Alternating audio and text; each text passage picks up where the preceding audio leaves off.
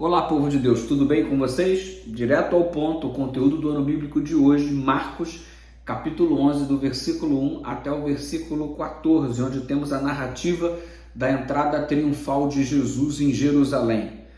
Algumas coisas são notáveis neste texto. Número 1, um jumentinho que até então nunca havia sido montado. Os discípulos do Senhor são enviados a fim de trazê-lo, a fim de que o mestre monte sobre ele e adentre a cidade desta forma. Ao mesmo tempo em que ele adentra a cidade, caracterizando sua entrada triunfal, a multidão estende suas vestes, cada um suas respectivas vestes. Você observa também outros estendendo ramos no chão, a fim de que o mestre pudesse passar, e todos gritam Hosana ao filho de Davi. A imagem é uma imagem culturalmente aceitável e fácil de se entender diante do seu contexto. Todas as vezes que um grande comandante vinha de uma grande batalha e obtinha uma poderosa vitória, ele era recebido pela multidão e, consequentemente, esta multidão o aclamava.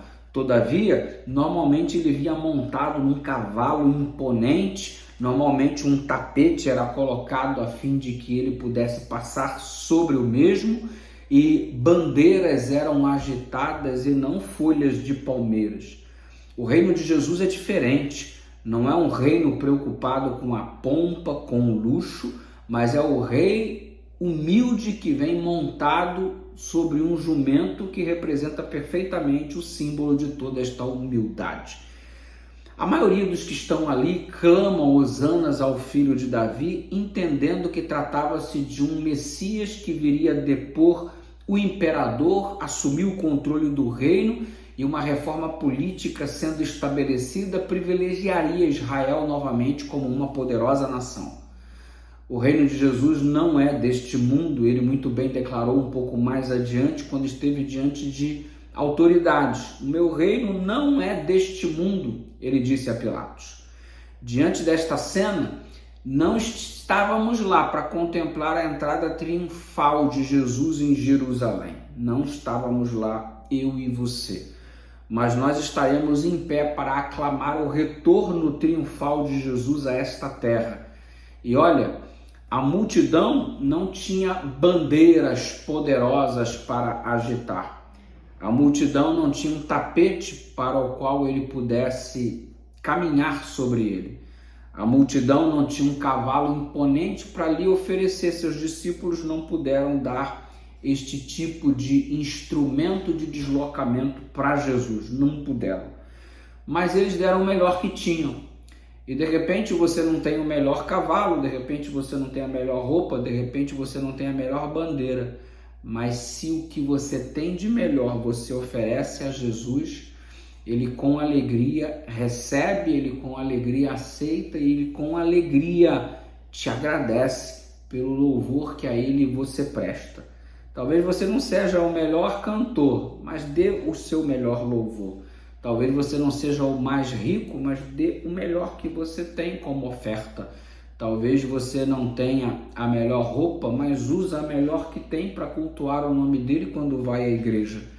E o Senhor Jesus sabe perfeitamente o que anda, o que se passa no coração de cada um de nós. E observa, não se o seu é melhor do que os outros, mas se o seu é o melhor que você tinha a oferecer. Isso é o que é de fato importante e relevante.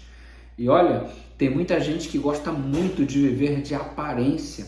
Talvez a tua aparência não seja a mais nobre, mas se ela é sincera, se ela é humilde, é disso que se trata a aceitação de Deus para com seus filhos. Você observa que um pouco mais adiante, depois de passar a entrada triunfal de Jesus em Jerusalém, você observa do versículo 12 ao 14 uma outra narrativa interessante, onde ele com fome se aproxima de uma figueira com folhas. E figueira com folhas é uma figueira sinônimo de ter frutos, porque quando a figueira está com folhas, é sinal que ela tem fruto.